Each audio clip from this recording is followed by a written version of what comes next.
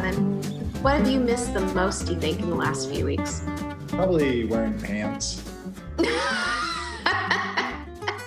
Oh, missed? I thought you said didn't miss. Honestly, I just enjoy being with people. I think for us, the thing I love about the way that we work is when they come into the office, right? And we get to see their faces and, there's just that difference about not being in the presence of people, the subtle things that are communicated. Like, I don't know, I just miss that. Other than that, I think it's such an interesting time. Really curious. And I was talking to that business earlier about the impact of what's going on their business, and for them thinking about who their customer is and who their customer's customer is, right, as a service business. And so how is that going to impact their customer, their client in the coming months, as the unknowns of the impact of this closed economy is going to have on businesses. And so just not knowing how to prepare for what's next in the midst of dealing with what's going on right now. Such an interesting challenge. It is. I'm really glad that we decided to do this. And I think let's take a moment to introduce ourselves. People who have done business with Hot Dog know who I am, I'm pretty sure. But we should introduce you to everybody. Excellent. So, Kevin, for those of you who have not met him yet, he's worked with our clients for a few years. But we're so pleased to have him as our director of strategy officially, starting at the end of March. And I decided to hire him even though this was happening still. Really? That's how you're going to introduce me? Yeah. Listen, y'all, I'm not a good business decision maker. I hired someone as the economy was going south. Yeah. No, you're just stubborn, and I didn't want to give up on my plans. No, I think it's I don't know. I'm super excited to be here. I've loved this company and working with y'all for so long. And so when we figured out how to make it work to come on board was really great. None of us foresaw then that me on my first day would be the first day of everybody working at home and not being able to actually come into my brand new job. Yeah. But we adapt. And so I think the timing is really fortuitous because it changes some of the things that we had talked about doing, but the challenges are still the same, right? How do we help our clients develop better insight into their customers, into their markets, to really not only help inform the messaging and the creative strategy of the work that the rest of our team does for our clients, but really to even help our clients understand the root of their problems, or understand how they're going to grow. And for me, I think that that's great. So being able to do that in this time is just a different set of challenges. But I'm really glad we're doing these conversations too, because I really do believe that there is a great opportunity for businesses to lead through this time. And in doing so, will really serve their audience well, will serve their customers well, will serve their community well. So I'm glad we're figuring out how to have these conversations, even though we physically can't meet together to do it. Yeah, I'm excited personally because I've always wanted to be like Oprah, and somehow I missed out on my opportunity to start out as a news anchor and then get my own talk show. So here we are, you're witnessing history. Finally going to live out my dream. And Oprah is doing shows just like this over Zoom right now. So she and I have so much in common at this very moment. Oprah is copying us. That's good to know. So in that, who am I? Oprah doesn't have a sidekick. Can you come up maybe with a dream that where you wanted to be Johnny Carson? She is kind of I could be the sidekick, show, isn't she? Yeah, that's right. Well, so we're talking about leadership in crisis, and we had a long list of ideas of things that we could have done our first blogcast on. And we decided this is the one we should start with. And I wanted to ask you why you thought we should start with this topic. Oh man, great question. Yeah, so of all the things we talked about, I think leadership in crisis is the most important right now because this is really going to define the tone of the next couple months for a business. And the thing that I've really struggled with individually, but then also kind of marveled at is this is similar in many ways to economic downturns. It's similar in many ways to pandemics, or not pandemics, but natural events that cause disruptions in business. But it's not universal in the same way. Yeah. And so I think the things that a lot of people do to cope and then to move forward in times of crisis are more challenging because the nature of what's going on. So I think for us, it just gives us that chance to, I think, connect on the level of just supporting each other and helping each other realize that this is not a situation that's winnable. There's no standard that people have to adhere to. Like I remind myself and you know, my friends and my family this all the time. Like, it's okay not to be okay. This is extremely challenging, and your experience is not the same as anyone else's. But how you respond to that, you're going to determine what you look like coming out of it. And I know for me, having gone through a number of personal challenges, and you know, not saying I got better with everyone, but just knowing, hey, there's a way to not only get through this, but to come out the other side better off. For us, I feel like we owe that to our clients. Because our clients are the kind of businesses who are capable of that. For me, that's why I really think this is the best one for us to start off on.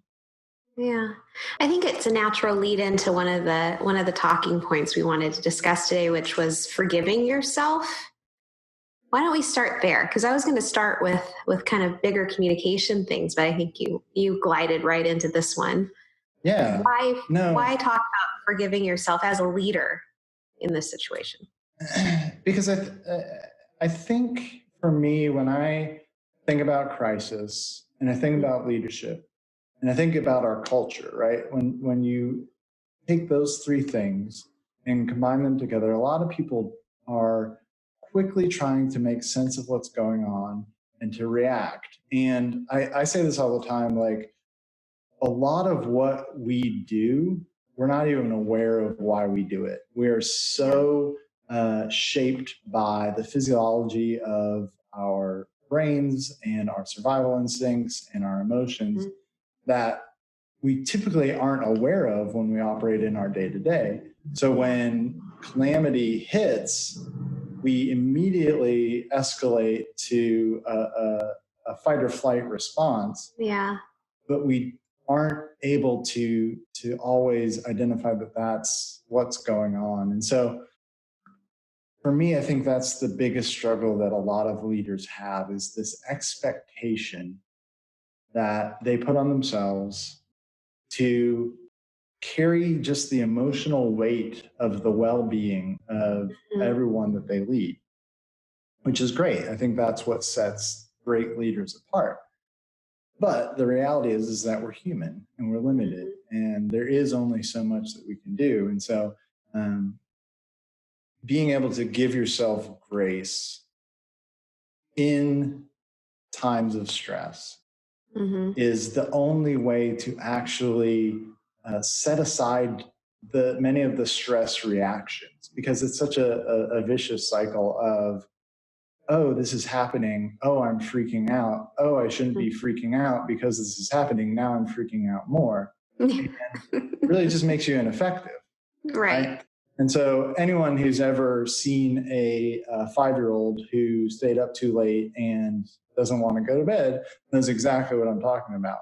It is so tired, and yet they're so adamant that they don't want to go to bed. You know, I think for us, we end up in a lot of these situations where we're watching what's going on in the world around us, and we're trying to reconcile what it means and how to move forward and how to care for those under our provision and our lead, and still do our jobs while Yeah. stuck at home in whatever your circumstances is. And it's crazy. And no one should expect to do that perfectly. And so I Yeah. think it's a process of just saying, okay, this is unusual times and this is hard. And it's okay that it's hard. And to be able to be in touch and process those reactions and those emotions, however you do it, right? Some people get away. Some people like to talk to other people. Some people just need to punch something. Figuring out a healthy, safe way to do that allows your body to work through those emotions so that then your resources as a leader aren't being drained by your fight or flight reaction. So yeah. And I've talked to a lot of clients that have, our clients they're usually CEOs or business owners. And they've got, more than 10 employees at least that they're worried about, sometimes much larger organizations than that. And I think the thing that I've noticed a lot when we have conversations about decision making is they feel a lot of stress just to have all the answers right away, right? Especially in a crisis. And that's really, really exhausting. And one of the tips I've picked up from you, and then also from these other leaders, is to actually ask your team for help, because they all have ideas and ways to contribute to solving the problem. You don't have to be that guru on the hill that has the answers to everything all the time, right?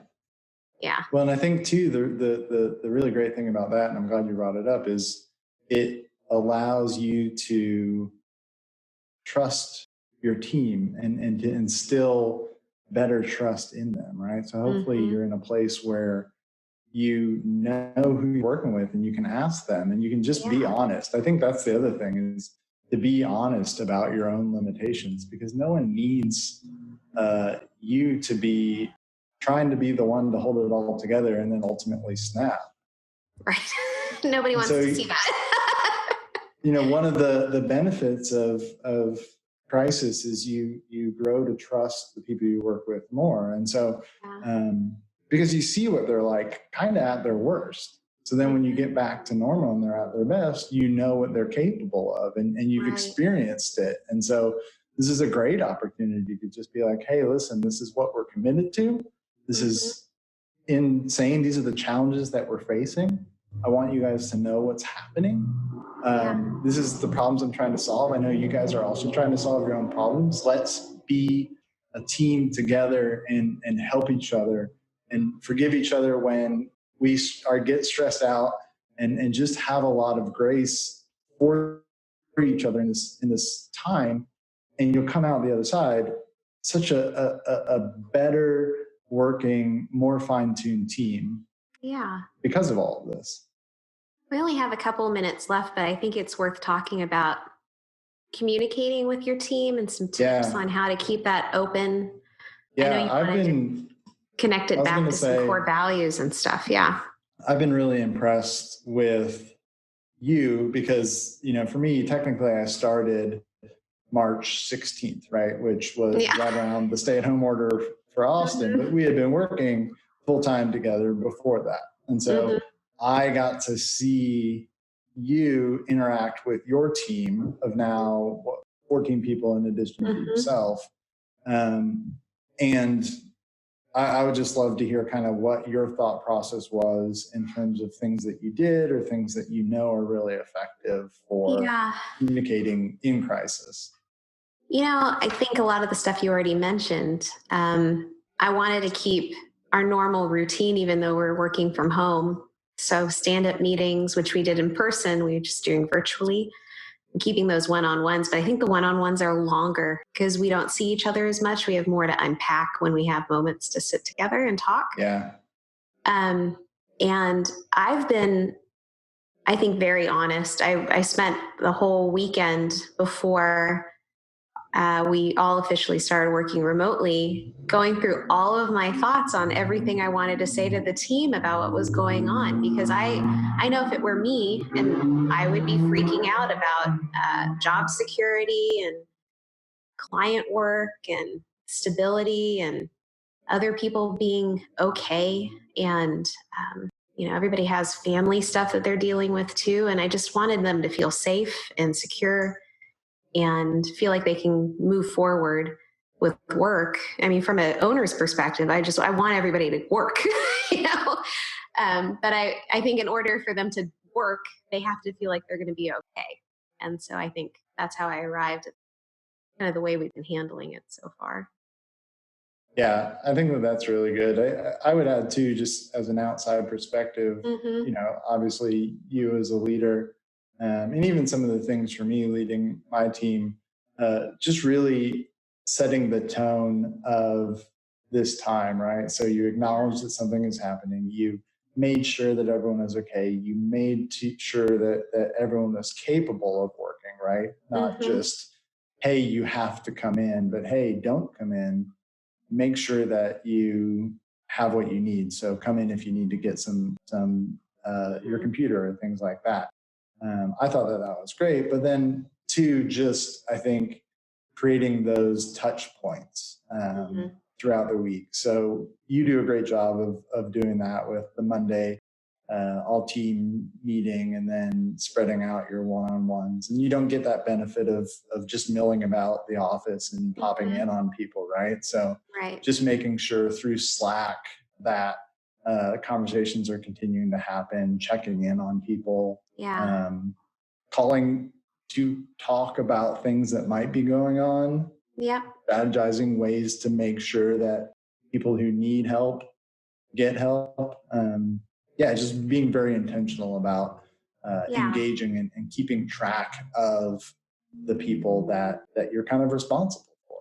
Yeah. I think the other thing that's kind of happened recently, and I don't think I was bad at this before, but I think it happened more naturally when we were in the office together, telling people they were doing a good job, patting them on the back, saying how impressed I am with their work. All of that kind of happens naturally when you're working in the same space.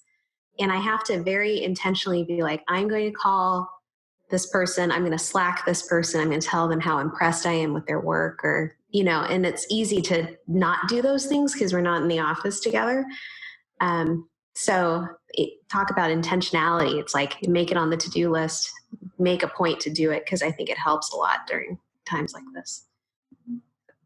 I would add too, even we have a random channel in our Slack instance. Slack is our instant messenger, team communicator. And it's just that place where we go to get our wiggles out, if you will. And it's been really great just to create simple polls is like, how's everybody doing? But it's not how's everybody's doing. It's I'm okay or no, I'm not okay. And here's a GIF that expresses how I'm feeling at this very moment. And so you feel connected in a time when you're not. And that's, I think, really been great. So just to kind of recap what you said is really think about what's missing from your day-to-day in how you work and what your team might need, and be intentional about providing time and communication methods for doing that. It's really been key because we really did, I think, keep moving without very much disruption whatsoever. Yeah, it felt that way to me too. Yeah. Well, Kevin, I think you're doing a really great job. I'm glad you're Jessica. on the tape. I think I'm doing a great job too. Well, was this the part where I was supposed to compliment you? I'm so bad at social interactions. I haven't talked to another human in 3 weeks, Jessica. I'm not okay. Well, I think what I want to do is we've got a lot of other topics related to this leadership in a crisis topic. So we'll come back and talk more about that stuff next time. Yeah, I'm really excited. The one that we were going to kick off on was mission, vision, and core values, which is really important topic for us. So let's do that one next. But all right, that sounds good. This has been great. Cool. All right. Thanks, everybody. Bye.